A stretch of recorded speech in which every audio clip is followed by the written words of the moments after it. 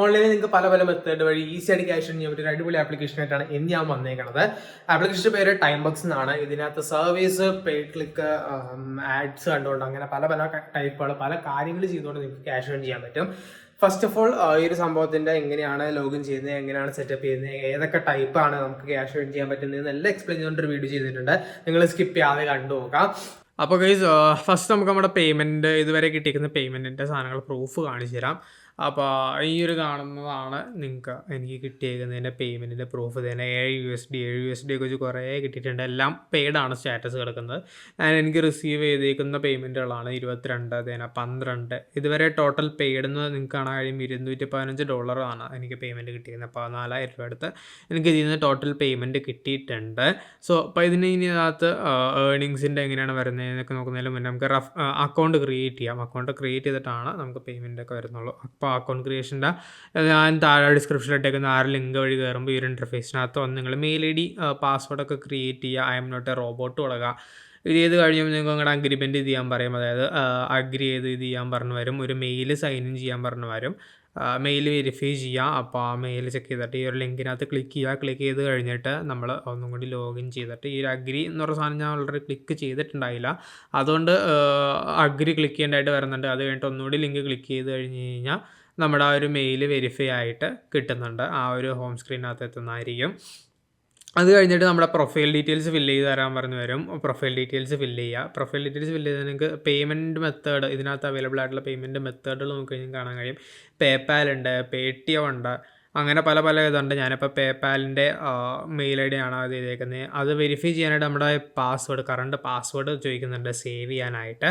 നമ്മൾ പാസ്വേഡ് കൊടുത്ത് I'm not a robot കൊടുത്ത് അപ്ഡേറ്റ് ചെയ്ത് കഴിഞ്ഞാൽ നമ്മുടെ പേയ്മെൻറ്റ് മെത്തേഡ് സെറ്റപ്പ് ആയിട്ടുണ്ട്.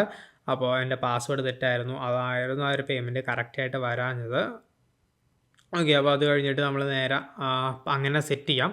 പാസ്വേഡൊക്കെ സെറ്റ് ചെയ്യുക. അത് കഴിഞ്ഞിട്ട് ഇനിയിപ്പോൾ നമ്മളെങ്ങനെയാണ് മെയിനായിട്ട് ഫണ്ട് കിട്ടുന്നത്, ഫണ്ട് ഏൺ ചെയ്യുന്നതൊക്കെ വെച്ച് കഴിഞ്ഞാൽ വീക്ക്ലി ചെക്ക് ലിസ്റ്റ് അങ്ങനത്തെ സാധനങ്ങളൊക്കെ ഉണ്ട്. ആകെ നിങ്ങൾക്ക് ചെക്കൗട്ട് ചെയ്ത് നോക്കിയാൽ മനസ്സിലാക്കാവുന്നുള്ളൂ.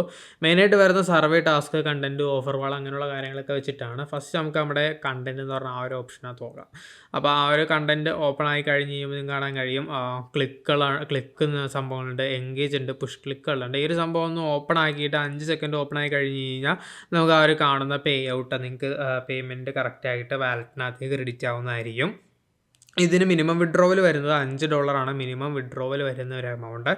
ആൻഡ് ഈ ഒരു അലോ പുഷ് ക്ലിക്ക് കൊടുത്തു കഴിഞ്ഞാൽ പുഷ് ക്ലിക്കുകൾ വരുമ്പോൾ നിങ്ങൾക്ക് മെയിലിൽ നോട്ടിഫിക്കേഷൻ വരും പുഷ് ക്ലിക്ക് അവൈലബിൾ ആണെന്ന്. മെയിൻ പേയ്മെൻറ്റ് വരുന്നത് സർവീസ് വഴിയാണ്. സർവീസാണ് മെയിൻ സാധനം. അറ്റ്ലീസ്റ്റ് നിങ്ങൾക്ക് അത്യാവശ്യം നല്ല രീതിക്ക് സർവീസ് വഴി ഏൺ ചെയ്യാം. 0.875 എന്ന് പറഞ്ഞ് കിടക്കണമെന്നുണ്ടെങ്കിലും എനിക്ക് ഈ ഒരു സർവേ, ഈ ഒരു ഓപ്ഷനിൽ നിന്ന് ഒരു $7 സർവേ ഒക്കെ കിട്ടിയിട്ടുണ്ട്. സോ നിങ്ങളതും മാക്സിമം ചെയ്താൽ, എന്നിട്ട് ആ സർവീസ് അവൈലബിൾ അല്ലാന്നുണ്ടെങ്കിൽ ബാക്കിയുള്ള സർവേ പ്ലാറ്റ്ഫോംസിലേക്ക് പോവാം.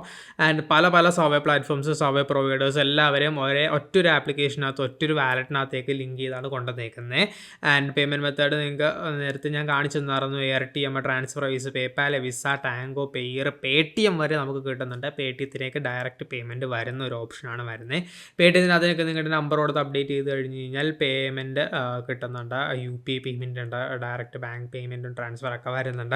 അപ്പോൾ നിങ്ങൾക്ക് ഏകദേശം എന്തൊക്കെയാണ് ചെയ്യേണ്ടത്, എന്തൊക്കെയാണ് വർക്കിംഗ് എന്നൊക്കെ മനസ്സിലായെന്ന് തോന്നുന്നു. എന്തെങ്കിലും ഡൗട്ട് ഉണ്ടെന്നുണ്ടെങ്കിൽ താഴെ കമൻറ്റ് ബോക്സിൽ ഒന്ന് പറഞ്ഞാൽ മതി. നമുക്ക് ഡൗട്ട് സോൾവ് ചെയ്യാൻ കഴിയും. എനിക്കറിയാവുന്നതാണെങ്കിൽ സോൾവ് ചെയ്ത് തരാം, അല്ലാന്നുണ്ടെങ്കിൽ റിസർച്ച് ചെയ്തിട്ട് പറഞ്ഞുതരാം. സോ ചാനൽ സബ് ചെയ്യുക, വീഡിയോ ലൈക്ക് ചെയ്തൊരു ലൈക്ക് ചെയ്യുക. ലിങ്ക് വേണമെന്നുണ്ടെങ്കിൽ താഴെ ഡിസ്ക്രിപ്ഷനിൽ കിടപ്പുണ്ട്. സോ അടുത്ത നല്ല വീഡിയോയിൽ കാണാമെന്ന് പ്രതീക്ഷയോടെ it's me signing out. Bye. Anything you want, anything you need, your mind's got the key ingredient, it's belief. They'll see with the negativity, but I just slide right by